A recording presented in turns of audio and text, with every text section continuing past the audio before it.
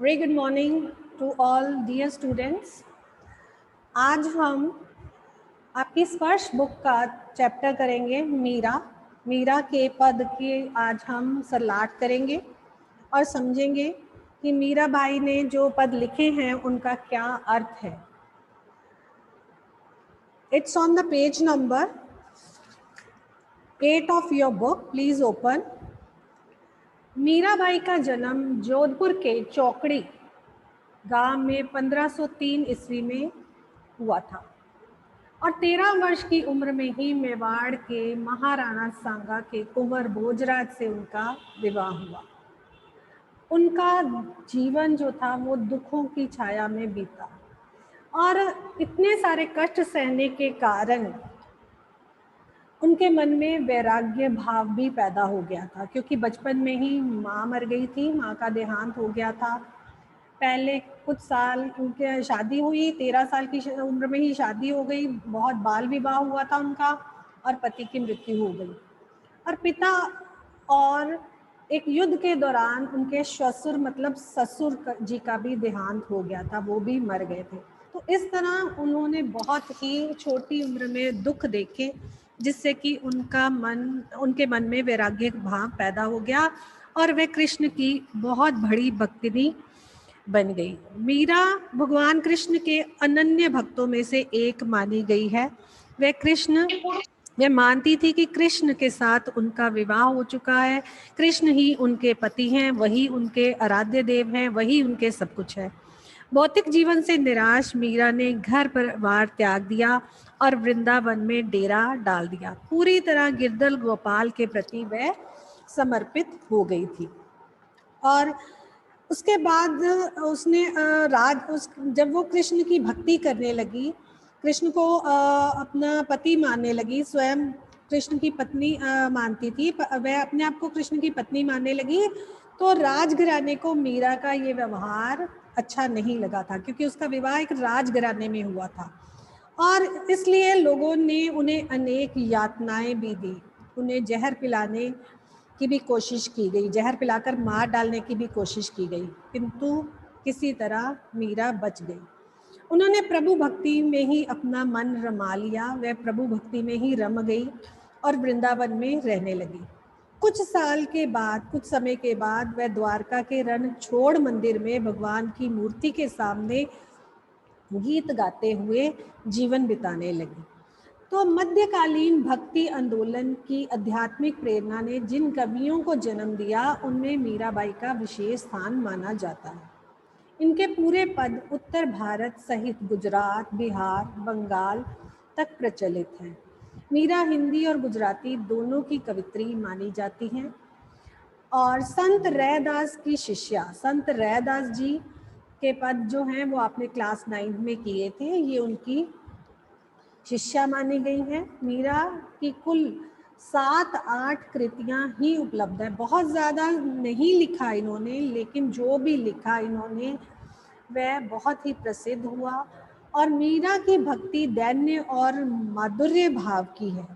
दैन्य भाव के दीन दुखियों जो भगवान के दास हैं उनके भगवान के प्रति भक्ति है, और माधुर्य भाव मतलब प्रेम से भरे हुए भाव की भक्ति है. इन पर योगियों, संतों और वैष्णव भक्तों का सम्मिलित प्रभाव पड़ा. सम्मिलित मतलब मिला जुला प्रभाव पड़ा. मैं ये योगियों, संतों और वैष्णव भक्तों के साथ रहने लगी, जिसे कि इनके परिवार वाले पसंद नहीं करते थे.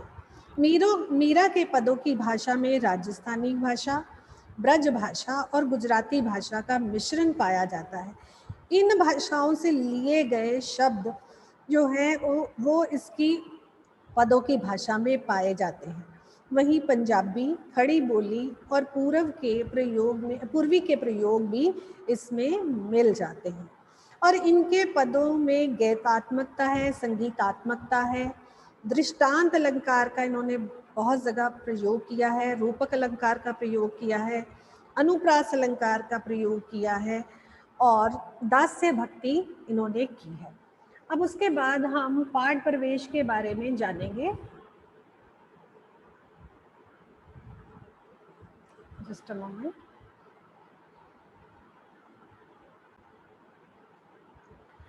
मीरा के पद पाठ प्रवेश में क्या दिया गया है, इनके पदों में क्या दिया गया है। कहते हैं कि पारिवारिक संतापों मीन्स दुखों से मुक्ति पाने के लिए मीरा अपना घर द्वार छोड़कर वृंदावन में जा बसी थी, जैसा कि मैंने अभी बताया है। और कृष्णमय हो गई थी, वह कृष्ण को ही अपना सर्वस्व मान चुकी थी, उनकी भक्ति में वह रम गई थी। इनकी रचनाओं में इनके आराध्य कौन है? भगवान कृष्ण। कहीं निर्गुण है, निराकार है, ब्रह्म, कहीं साकार गोपी वल्लभ श्री कृष्ण है, और कहीं निर्मोही परदेशी जोगी के रूप में संकल्पित किए गए। कहीं ये अपने आराध्य देव को ये साकार रूप में देखना चाहती है, ये साकार भक्ति की उपासक थी, और वे गिरधर गोपाल के अनन्य और एक निष्ठ प्रेम से भी अभिभूत हो उठी थी। गिरधर गोपाल के प्रेम में वह रम चुकी थी। प्रस्तुत पाठ में संकलित दोनों पद ही मीरा के इन्हीं आराध्य को संबोधित हैं। मीरा अपने आराध्य से मनुहार भी करती है, विनती भी करती है, लाड प्यार भी करती है, और अवसर पाने पर उलाहना मतलब ताना देने से भी नहीं चूकती है। कहीं कहीं वे अपने भगवान से को उलाहना भी देती है। और ऐसा इंसान तभी करता है जब किसी व्यक्ति के प्रति वह अपने मन में बहुत अधिक प्रेम रखता है। अगर वह उससे अच्छा व्यवहार नहीं करता तो वह उसे उलाहना देता है, लाड प्यार भी करता है, मनुहार भी करता है। तो ये भगवान कृष्ण से बहुत अधिक प्रेम करती थी, इसलिए ये उन्हें कभी कभी बातों ही बातों में उलाहना भी देती थी।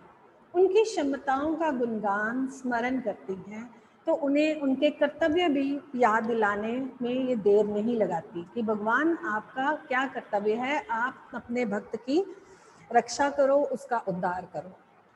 उसके बाद हम फर्स्ट जो पद है वो करेंगे, हरि आप हरो जनरी भीर।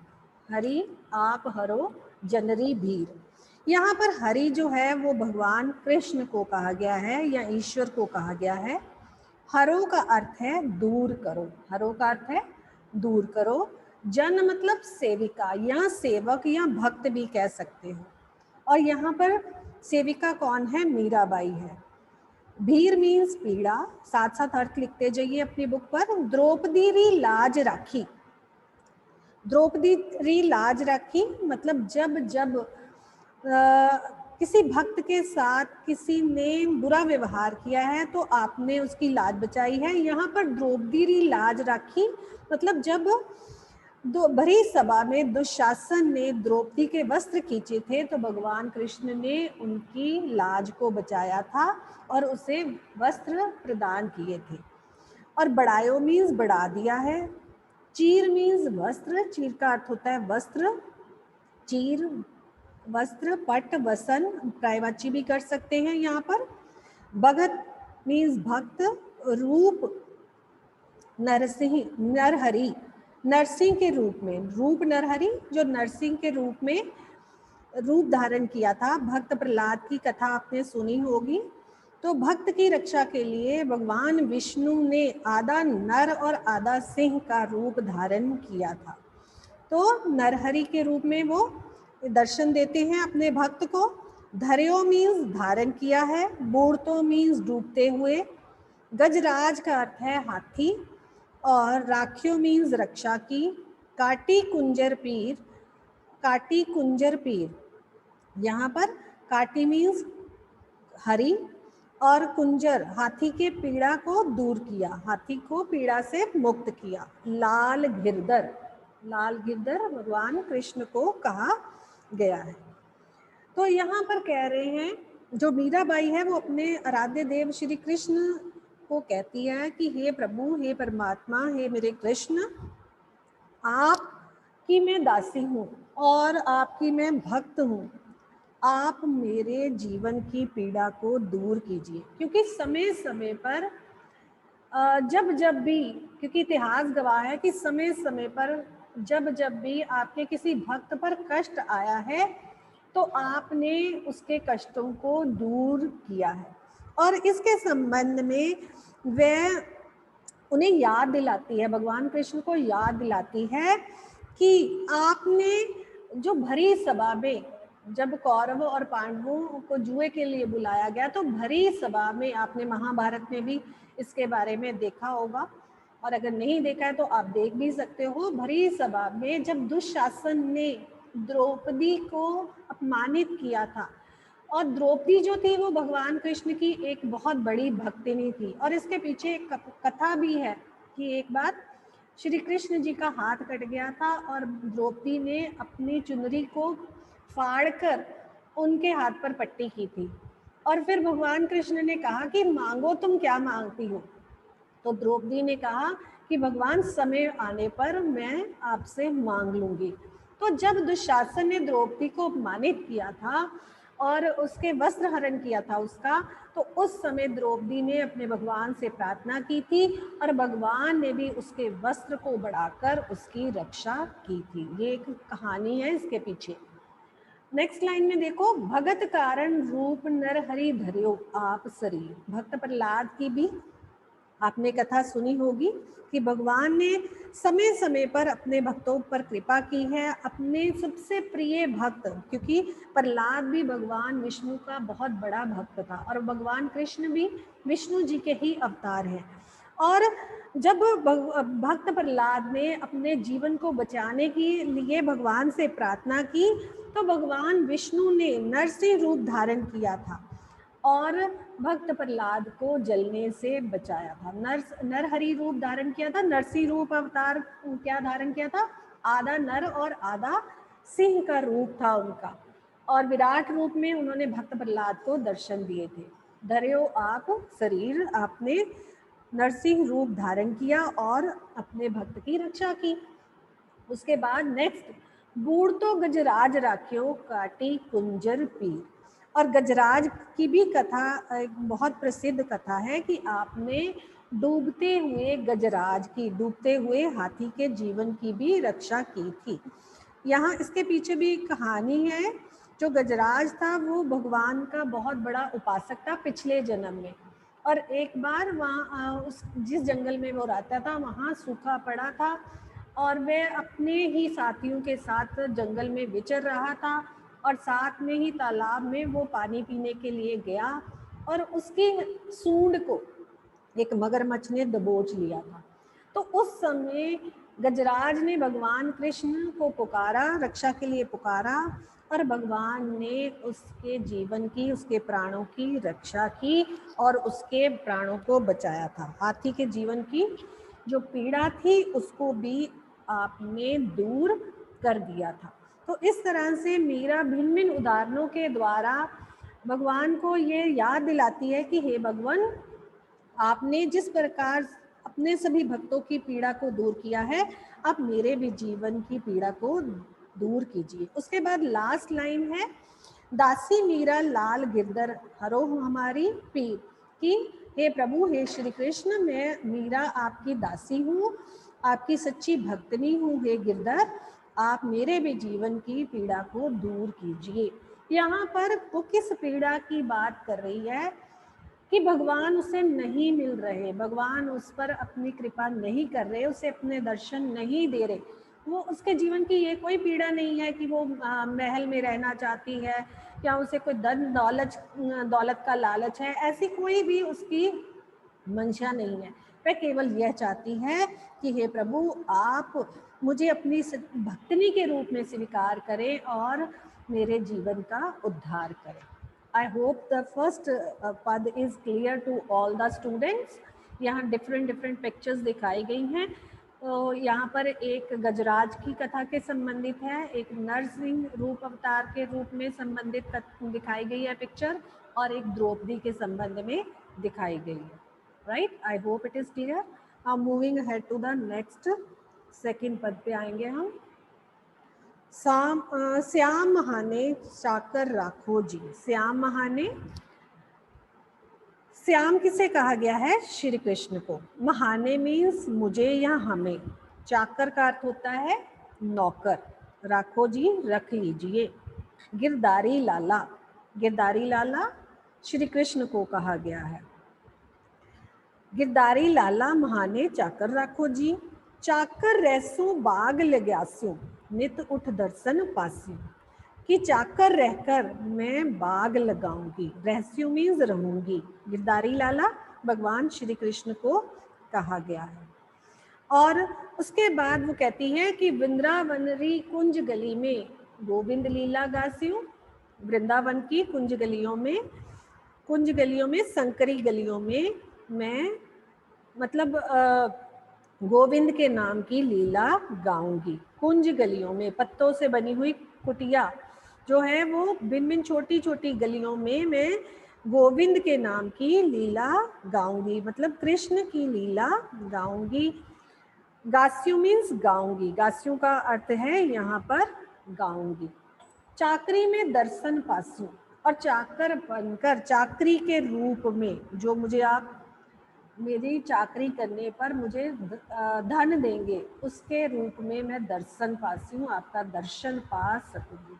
क्योंकि अगर हम किसी को अपने घर पर चाकर रखते हैं, नौकर रखते हैं, तो हमें उसके काम के बदले में उसे कुछ धन देना पड़ता है या कुछ देना पड़ता है। लेकिन यहाँ पर मीरा जो है वो कोई धन दौलत की लालची नहीं है, वह चाकरी के रूप में भगवान से केवल दर्शन पाना चाहती है। सुमरन पास्यम खर्ची, और खर्ची के रूप में मैं आपका नाम स्मरण पालूंगी। भाव भक्ति जागीरी, जागीरी जो बाप दादाओं द्वारा अपने आगे पुत्रों को जागीर के रूप में दे दिया जाता है, धन या संपत्ति, उसे कहा जाता है। तीनों बातें सरसी, सरसी मीन संभव हो जाएंगी या मुझे अच्छी लगती हैं, या तीनों बातें ही संभव होंगी। श्याम महाने चाकर राखो जी, इसमें मीराबाई अपने भगवान श्री कृष्ण से यह प्रार्थना करती हैं कि हे प्रभु, हे मेरे श्री कृष्ण, आप मुझे अपनी दासी बना लो, आप मुझे अपना नौकर रख लो। हे गिरधारी लाला, आप मुझे अपने नौकरानी के रूप में रख लीजिए, और मैं आपकी नौकरानी बनकर आपकी सेविका के रूप में रहूंगी। चाकर रहसू बाग लगाजू, मतलब जब आप मुझे नौकरी पे रख लोगे तो मैं आपकी सेविका बन जाऊंगी और आपके सभी काम कर सकती हूँ, मैं कर दिया करूंगी। और चाकर रहसू बाग लगासू नित उठ दर्शन पासू, वह कहती है कि चाकर जब आप मुझे अपनी सेविका के रूप में स्वीकार कर लेंगे तो मैं आपके लिए बाग बगीचे लगाऊंगी, और जहाँ पर आप घूमने फिरने आओगे, और इस बहाने मैं आपके दर्शन पाना चाहती हूँ, क्योंकि वह एक कृष्ण की एक सच्ची भक्तनी है और अपने प्रभु के अंग संग विचरना चाहती है, अंग संग रहना चाहती है। इसलिए वह नौकर बनकर भगवान के समीप रहकर उनकी कृपा पाना चाहती है। तो वह कहती है कि मैं बाग लगाऊंगी, और बाग में आप जब घूमने फिरने आओगे तो मैं रोज नित उठ में रोज सुबह उठकर मैं आपके दर्शन पा सकूंगी, और इस बहाने रोज सुबह मैं तुम्हारे दर्शन पा सकूंगी। और वो उसके बाद कहती है वृंदावनरी कुंज गली में, वृंदावनरी कुंज गली में, जो गलियों में, वृंदावन की गलियों में, हे प्रभु, मैं आपके नाम की लीला का गुणगान भी कर सकूंगी। गोविंद लीला गासू मीन्स आपके नाम की जो गीत हैं उन्हें भी गा सकूंगी, आपकी लीला का गुणगान भी कर सकूंगी। चाकरी में दर्शन पासी, और जब आप मुझे अपनी सेविका बना लोगे तो सेवा के बदले में जो भी आप मुझे दोगे उससे मुझे आपके दर्शन करने का मौका मिल जाएगा। सेविका के रूप में जो भी आप मुझे दोगे, चाकरी के रूप में जो भी मुझे दोगे, तो मुझे आपके दर्शन करने का मौका प्राप्त होगा। और सुमरन पासियों खर्ची मीन्स नाम स्मरण रूपी मुझे जेब खर्चा भी प्राप्त होगा। नाम स्मरण रूपी जो जेब खर्च है आप वो भी मुझे मिल जाएगा।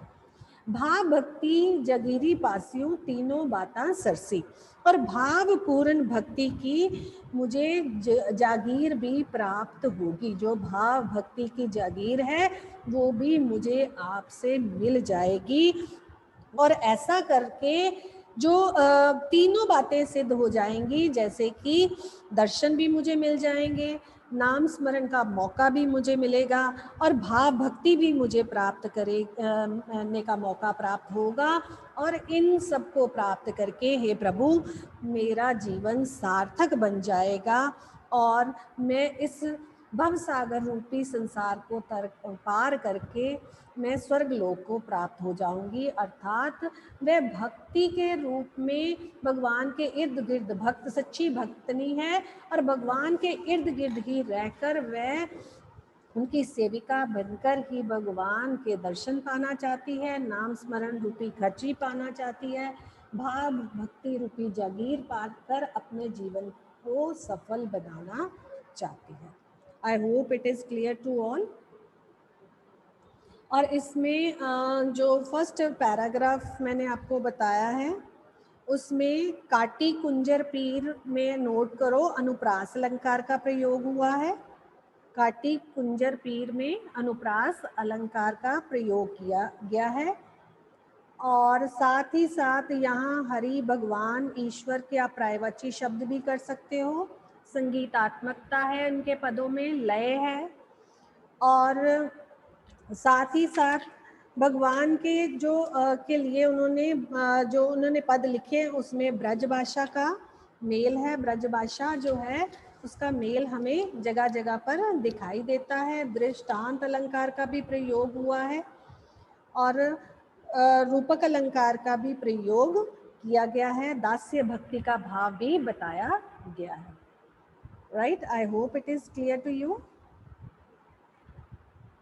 उसके बाद है मोर मुकुट पीतांबर सोहे। अब वे भगवान श्री कृष्ण के रूप सौंदर्य का वर्णन कर रही है कि आप सबने भगवान कृष्ण की मूर्तियां तो देखी ही होंगी और भगवान कृष्ण का चाहे वो सांवले रंग के थे लेकिन उनका रूप बहुत अधिक निराला था। और उनका जो भी आप मूर्तियां वृंदावन में जाओ तो मूर्तियां आप देखो, उनका जो श्रृंगार है वो इतना सुंदर है कि सबको अपनी ओर आकर्षित करता है। तो मीराबाई भी उनकी प्रेमिका थी, उनसे प्रेम करती थी और उनका रूप सौंदर्य जो था वो मीरा को अपनी ओर बहुत अधिक आकर्षित करता था।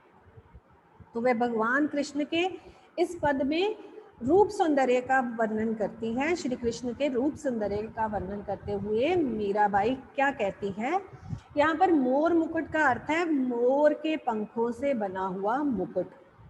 पीतांबर मीन्स पीले वस्त्र, सोहे मीन्स सुशोभित हैं, सोहे मीन्स सुशोभित होते हैं। गल मीन्स गले में, वैजंती माला वन के फूलों से बनी हुई माला। देनु मीन्स गाय, देनु मीन्स गाय। और बनावन बनाऊं, बनावम बनाऊं। उसके बाद विच विच राकू, विच विच का अर्थ है बीच बीच में, बीच बीच में। और बारी मीन्स खिड़की, बारी मीन्स खिड़की।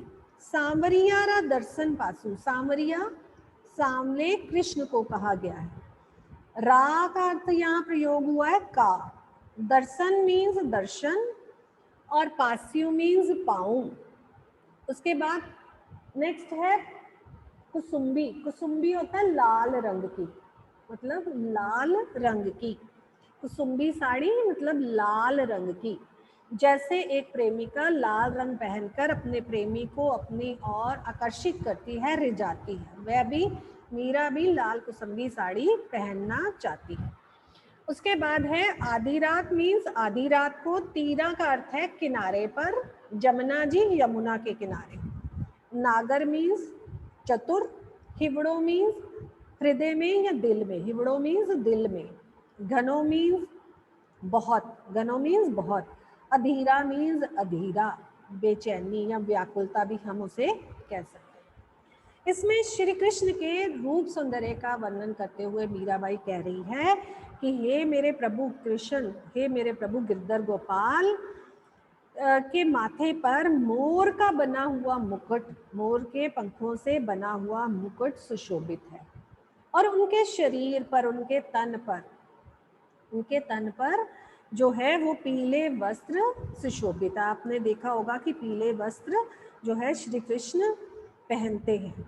गले में वन के फूलों से गल वैजंती माला, गले में उन्होंने वन के फूलों से बनी हुई माला पहनी है, वह बहुत ही सुंदर लग रही है। और साथ ही साथ वो कहती है कि हे कृष्ण, हे वह मोहन जब वृंदावन की गलियों में गायें चराते हैं और मुरली बजाते हैं, और उस मुरली की धुन इतनी आकर्षक है कि कानों में मधुर रस घोलती है। और वृंदावन में मेरे प्रभु, हे प्रभु, ऊंचा ऊंचा मैं महल बनाना चाहती हूँ, ऊंचा ऊंचा महल बनावा बिच बिच राखूं बारी। मीराबाई वृंदावन में एक ऊंचा सा महल भी बनाना चाहती है और उसके बीचों बीच वह खिड़कियां रखवाना चाहती है। बारी मीन्स खिड़कियां रखवाना चाहती है, क्योंकि आपने देखा होगा कि अक्सर जो घर ऊंचे घर होते हैं, लोग ऊपरी मंजिल से, खिड़की से नीचे गली में या बाजार में ताक झांक करते हैं, कौन आ रहा है कौन जा रहा है, दिखाई देता है उन्हें। तो मीराबाई भी ऊंचा महल बनाकर बीच बीच में खिड़कियां बनवाना चाहती है, ताकि जब श्री कृष्ण उन गलियों में से गुजरे वह उनके दर्शन पा सके, वह उनके दर्शनों को हासिल कर सके। सामरिया रे दर्शन पास्यों पहर कुसुम्बी साड़ी। और वह कहती है कि वह लाल रंग की साड़ी पहनकर अपने प्रभु के दर्शन पाना चाहती है, उन्हें रिझाना चाहती है। जैसे कि शादी के मौके पर एक दुल्हन लाल रंग पहनकर अपने प्रेमी को आकर्षित करती है, वह उसमें सुंदर दिखाई देती है, वैसे ही मीराबाई लाल रंग की कुसुम्बी साड़ी पहनकर अपने प्रभु को अपनी ओर आकर्षित करना चाहती है कि वह उनकी सच्ची भक्तनी है और उनके दर्शन पाना चाहती है। आधी रात प्रभु दर्शन दीजियो जमुना रेजी रे तीरा। वह कहती है वह प्रभु को आधी रात के समय दर्शन देने के लिए यमुना के किनारे बुलाती है। क्यों? क्योंकि दिन में तो वह प्रभु को मिल नहीं सकती, क्योंकि वह दुनिया की रुसवाई से डरती है, दुनिया क्या सोचेगी, इसलिए वह डरती है। और वह प्रभु को कहती है, प्रभु से वह प्रार्थना करती है कि हे प्रभु, आप आधी रात के समय मुझे यमुना जी के किनारे अपने दर्शन देने आना। क्योंकि जो आधी रात को वो इसलिए बुलाती है ताकि लोग जो है वो उसकी बदनामी ना करें। मीरा रा प्रभु गिरधर नागर, नागर का अर्थ होता है चतुर। वे कहती है कि हे श्री कृष्ण, हे गिरधर गोपाल, हे चतुर, हे नटखट कृष्ण, इन सब शब्दों के द्वारा वह भगवान श्री कृष्ण को संबोधित कर रही है कि तुमसे मिलने के लिए हे प्रभु हिवड़ो घनो अधीरा, मेरा मन, हिवड़ो का अर्थ होता है यहाँ पर हृदय, मेरा दिल, घनो मीन्स बहुत, मेरा दिल बहुत अधिक अधीर है, तो आप आकर मुझे यमुना के किनारे अपना दर्शन दीजिए। हे प्रभु, आप यमुना के किनारे आकर मुझे दर्शन दीजिए। और वह अपने कृष्ण को रिझाती है। तो इन सब पदों में इसको पढ़कर यही पता चलता है कि मीरा जो है वो श्री कृष्ण की बहुत बड़ी भक्तिनी है, और वह भिन्न भिन्न ढंगों से अपने सांवरिया को अपनी ओर आकर्षित करती है, क्योंकि वह उनके दर्शन पाने के लिए आतुर है, व्याकुल है, और भगवान कृष्ण से मिलने के लिए वह जो है उसके मन में बहुत ललक है। तो भिन्न भिन्न जगह पर अनुप्रास अलंकार का प्रयोग हुआ है, जैसे मीरा लाल गिरधर हरो हमारी वीर, यहाँ पर अनुप्रास अलंकार आ रहा है, आप नोट कर सकते हो। भाव भीनी जगीरी पास्यों, भाव भीनी जगीरी पास्यों में रूपक अलंकार का प्रयोग किया गया है। और ऊंचा ऊंचा महल बनावा, यहाँ पर लाइन आ रही है ना, ऊंचा ऊंचा महल बनावा बिच बिच राखूं भारी, यहाँ पर पुनरुक्ति प्रकाश है कि बार बार शब्दों का प्रयोग किया गया है, जैसे ऊंचा ऊंचा रिपीटेड वर्ड्स है ना, तो पुनरुक्ति प्रकाश यहाँ पर हमें दिखाई दे रहा है। और मीरा के जो पदों की शैली है वो गीत शैली है, और जिसमें कि बहुत संक्षिप्त शब्दों में ही उसने अपने मन के भावों को, अपने मन की अनुभूति को बहुत अच्छी तरह स्पष्ट किया है। मधुरता है, संगीतात्मकता है, और वह प्रभु के सभी पद जो हैं वो गाने के योग्य भी हैं। जो मीरा ने पद लिखे हैं प्रभु के प्रति, वे गाने के योग्य भी हैं। तो आज आपका यही वर्क है कि आज आपने इन पदों की जो के सरल अर्थ जो हैं 3 पैराग्राफ बना लीजिए, जैसा कि मैंने स्लाइड्स में भी दिखाया है, और इनके सरल अर्थ प्रसंग सहित आपने अपनी नोटबुक पर लिखने हैं। Rest homework I will share in the group. Thank you all.